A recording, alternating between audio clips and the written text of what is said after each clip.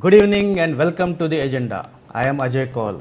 In this program today, we will be discussing the India-Nepal ties which have been under strain recently.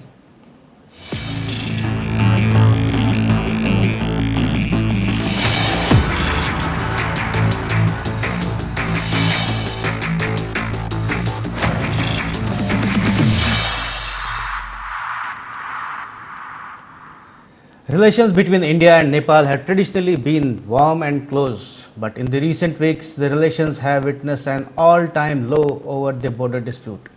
What are the reasons for this deterioration in ties? Can the warmth be restored in the relationship? We will seek answers to such questions from a senior politician of Nepal, Dr. Minendra Rijal. Dr. Rijal is a senior leader of Nepali Congress and member of Parliament of Nepal. He has been a minister earlier. Nepali Congress is the main opposition party in Nepal. Significantly, Dr. Rijal is speaking to us a day after many Indian channels were banned in Nepal following some stories which were said to be in bad taste. But before we welcome Dr. Rijal, have a look at this small report.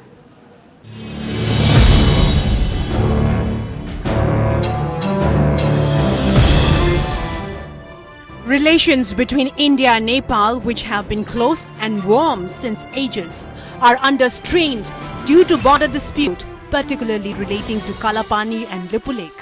The issue got triggered after India Defence Minister Rajnath Singh inaugurated a road to Kailash Mansarovar via Lipulekh on 8 May. Nepal objected to this, saying Lipulekh does not belong to India. This contention was rejected outright by India, which said Lipulekh and Kalapani have always been part of Uttarakhand. However, to counter India, the Nepal government headed by Prime Minister KP Sharma Oli brought out a new map which showed these areas as part of Nepal. It was then approved by Nepalese Parliament unanimously. Since then, the acrimony has only increased. There are suspicions in India that the Oli government is being provoked against India by China, whose ambassador Hui Yanki in Kathmandu has been proactive. The ambassador had recently met Nepal President Bidya Devi Bhandari, PM Oli, Communist Party leader Pushpa Kamal Dal, Prachanda and some other. There is a view that from infrastructure investments to political influence and military exercises, China is expanding its roles in Nepal at the cost of India. Now it is to be seen how the future of the age-old relationship between India and Nepal plays out. Will the two countries sit and resolve their differences, or will the schism grow wider? Bureau Report. So let us welcome Dr. Rijal, a senior politician of Nepal who will give his views on the India-Nepal relationship. Welcome to the program, sir. Thank you. So Dr. Rijal, let me ask you the first question. How do you see the upheaval in the India-Nepal relations, and who should be blamed, or who is responsible for this? I guess, I'm not very much keen about the blame game. I think this is something that has to be resolved diplomatically. Both sides should have to sit down. We have been saying that consistently since 1997. All along, India has told us that they will sit down with us, check evidences, and resolve it. We've been very patient. 27 years have passed by since 1997, and especially since 2000, in all bilateral meetings this was raised. The latest being when we wrote to the Indian side that this outstanding border issue has to be resolved. The communication we received from the other side was, once both the countries and societies are done dealing with the COVID-19 crisis, both sides can sit down and check facts, look at evidences, and get a resolution of it. We're waiting for that, and all of a sudden we hear a news that there was a virtual inauguration of the road that passes through Lipulekh, which we have always said is part of Nepal's territory. Back in 2015 also, when India and China signed an agreement to build a road through this pass, we wrote diplomatic letters, notes to both sides, raised strong opposition to it, and hoping that something of this sort would not be done. And following that, we heard that Chief of the Army Staff was saying that Nepal was doing this at the prompting of another neighbor, which is very unfortunate. So we had no other option than to go ahead with what we thought would be in the best interest of Nepal, and we did it. But we still very strongly believe that this is an issue, outstanding issue. 97% of the border dispute has been delineated between Nepal and India. 3% work still needs to be done. India's position is had been that we sign whatever agreed upon, and we have always said once we decide on the entire 100% of the border delineation work, and then both sides can sit down and sign the paper. So as we talk today, Nepal is willing to sit down with India, present its evidences. We're not asking for any inch of India's land. All we're saying is we have a very strong evidence. We would put it on the table. Both sides can check. India can also present its evidence, and then we'll get a resolution of it. That's where we stand today. You say that Nepal is ready to sit down with India and resolve this issue. India says we are also ready to discuss, and there was already the mechanism is in place. So then why this upheaval? I do not know. I mean, we're not doing anything. We're not creating an upheaval. I mean, I see a lot of things being said in social media, especially not only social media, in the media also. I mean, day before yesterday, I kind of saw a trash journalism. Bihar was running a story. I mean, my goodness, the way they're accusing our Prime Minister, and the reason why we've been very good with Chinese, and then I mean, I just cannot describe the trash journalism that's happening, and that's not going to help anybody. I would certainly say that Indian people who are wise enough to understand the importance of bilateral relationship between Nepal and India, and likewise they do understand the importance of bilateral relationship between Nepal and China. India and Nepal have been friends since time immemorial. I mean, even then, they are not Nepal and India as such, but still people who live in India today, who live in Nepal today, and their forefathers, they are friends. So as you said, they're brothers, sisters, and I believe, I mean, a lot of Indians, a large, overwhelmingly large population of India still have tremendous amount of goodwill for Nepal, but using trash journalism to influence their opinion and trying to bring China in a bilateral relationship between Nepal and India is not going to help. China and Nepal's relationship with India is independent of our relationship with any other country, and likewise our relationship with any other country, including our other neighbor China, would be independent of our relationship with India and many other countries. Let's respect sovereign equality. Let's respect the feeling of each other. People on both sides of the border are wise. People on both sides of the border are friendly people. They would like to stay friends, continue the friendship, be nice to each other, and policymakers should also understand the moorings of the people of both sides of the border. Dr. Rijal, since you talked about China, so now my question is, Chinese ambassador there in Nepal has been meeting all political leaders there, President, Prime Minister, Prachanda and others. So I think we have not seen it earlier that Chinese have been so proactive in Nepali politics, internal politics. Is this something new happening, or that is why is giving impression that China is now playing a bigger role or trying to play a bigger role in Nepal politics?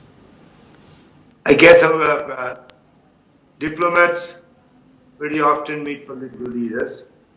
Chinese used to do less and used to do it less visibly. Indians thought this was almost a monopoly of the Indian diplomats in Nepal. I still do understand the special nature of relationship between Nepal and India. But at the same time, if Indian people and Indian policymakers feel that there should not be a role for any other country in Nepal, and if they feel that Nepal cannot have a very good relationship with many other countries, including our other neighbor China, that will be wrong thing to assume. And that whatever relationship that we have with China or any other country in the world, that's not going to adversely affect our relationship with India. So let's not feel to the Indian people that China's presence in Nepal or any other country for that matter's presence in Nepal is going to hurt bilateral relationship between Nepal and India. I mean, our relations are special, and we should not bring in any other country into the understanding or into the conduct of diplomacy between our two countries. Now, why I ask this question is I agree with you that diplomats keep meeting political leaders in any country, but is it? I mean, it is now more pronounced. The Chinese ambassador meeting, maybe it's more pronounced. Is it? No, let me very honestly tell you that Nepal's not Nepal of 15, 20, 25 years back. Not only Nepal, today's world is globalized. I mean, one of the biggest testimony to that is the extent of the COVID-19 pandemic that the entire world is facing. Had something like COVID happened 25 years back, this probably would not have been at the scale that we are witnessing today. Probably would not have killed as many people as it has killed today. Probably would not have affected as many people as it has. Probably would not have affected people in as many countries as it has. Today's world, the globalized world, so we all, as nations, as individuals, have relations at different levels. It's a relationship of network between countries, among countries, between individuals, among individuals. But that has not taken away conscience of any of us, conscience of any nation, conscience of any individual, or conscience of any policymaker. To policymaker in Nepal, political leaders in Nepal, and I am confident that policymakers and people in India also do understand that the most important thing is our conscience that's going to work its way to keep the relationship the way it has been, and not to let anything affect the relationship between India and Nepal. We value this relationship, and we have every reason to believe that Indian people and Indian policymakers also do that. So we, in today's world, we can have relationship with any other country, including China. And China is a very important country in the global arena. I know India has problems with China in the recent past, and they are bothered. Both societies, Indian and Chinese societies, are bothered by the problem they are witnessing today. This is not going to last for too long. So, I mean, both societies, even Chinese society and Indian society, will also have to understand that Nepal does not come in between India and China. Likewise, China factors should not come in relationship between Nepal and India. Yeah, you are right that it's a globalized world, and Chinese have a right to you have a right to have relations with China also. But I would like to ask you, I have seen in the past also, why does it happen that when Nepali Congress is in power, the relations with India are very warm, and when that I cannot say. Sorry. Let me complete. So when communists and leftists are in power in Nepal, there are problems with India. Why so? No, I mean, I will not be a very fair commentator on this one because I am a member of Nepali Congress. I would not say anything bad So about my party. that's why I'm asking. Your party was in power, You are and saying that Nepali Congress has conducted diplomacy and has understood nuances of it. I feel pretty happy to hear that, and I believe if no, I'm saying I'm saying are also listening to our conversation. They probably can also take a cue from it that any political party in Nepal or in India has to be wise enough, open enough to keep a Nepal-India relationship the way it has been for such a long time. no, I said this on basis of experience, and I have been tracking Nepal for long. So when GP Koirala was there, or after that, after his death also, the Nepali Congress, when in power, had conducted itself, I mean, very in a friendly manner. But after that, there has been when Prachanda was in power, there were problems, and when Oli is in power, there are problems. This is largely true, but even when we are in the government, there have been problems. If you remember 2015, right, we wrote our constitution, adopted it, and immediately following the promulgation of constitution, India blockaded Nepal. Nepali people had to go through enormous amount of difficulties. This was with the government led by Nepali Congress as also minister and spokesperson for the government at that time. So I would not say that it has always been a cakewalk while we were in the government. There have been difficulties in the past also, but if there is a perception in India that even when there are difficulties, the Nepali Congress has understood the nuances of diplomacy, then all I can say is thank you for complimenting us. Okay, let me ask you one more question, because there has been a proposal that the 1950 agreement, peace treaty, India-Nepal peace treaty, needs to be revisited. In fact, when Prime Minister Modi visited for the first time, Nepal, he also talked about that it should be revisited. Then why is it not being done? 1950 treaty. If you're talking about 1950 treaty, correct. Let me first make it very clear that we have difficulties today. There are certain outstanding border issues, and it's more than only 3% of the total border. Nepal and India share 1,880 kilometers of open border, and most of the border has been resolved. We know where our border stands. Right? So we have to recognize there is a problem. We have to recognize that we have to attend to it. We have to recognize this has to be resolved. But at the same time, let's not blow it out of the proportion and say that there have been problems in every dimension of relationship between Nepal and India.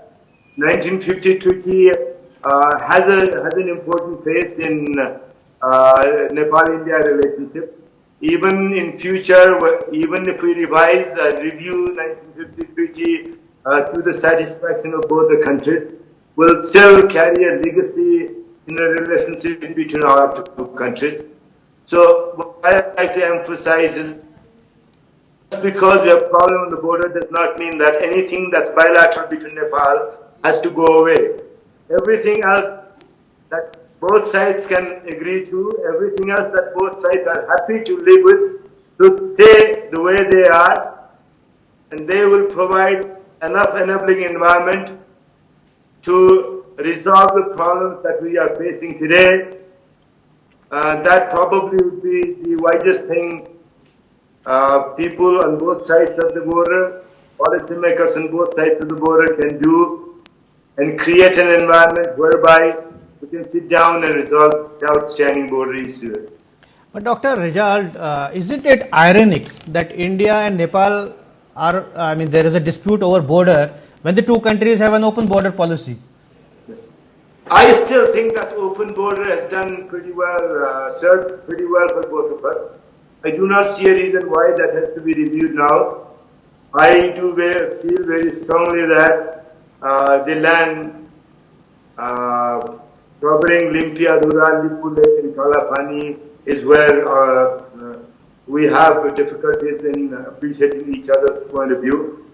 We very strongly believe that our position is correct, and I could imagine that Indian policymakers could also have similar perspective about their stand. But this is something that we should sit down and resolve. And there are a few other places where we have difficulty in resolving our border issue. But let's leave it there, attend to without letting these issues, this problem, adversely affect many other aspects of relationship between our two countries. There's so many different aspects of relationship between our two countries.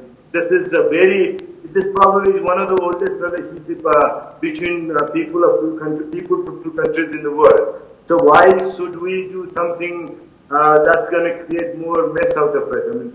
Let's understand that there is a problem. Let's understand that this needs to be resolved, and let's understand that we should be wise not to let it ruin the very good dimensions and very good part of the relationship we both share and cherish. So, as I understand from you, that Nepal is not going to compromise on these three areas, Lipulek, Kalapani, and etc. So, how? There is absolutely no reason to. We think our evidence is so strong. I would really like to emphasize and then pass this message to your audience that we have every reason to believe that Limpiadura, Lipulek and Kalapani belong to Nepal. It did belong to Nepal immediately following Sugodi Treaty. It did belong to Nepal until 1961. It was under our possession. People of Nepal voted for parliamentary election of 1961 census records them and until late 1962. People of Limpiadura, Lipulek and Kalapani used to pay land tax to Nepal. All those records are there.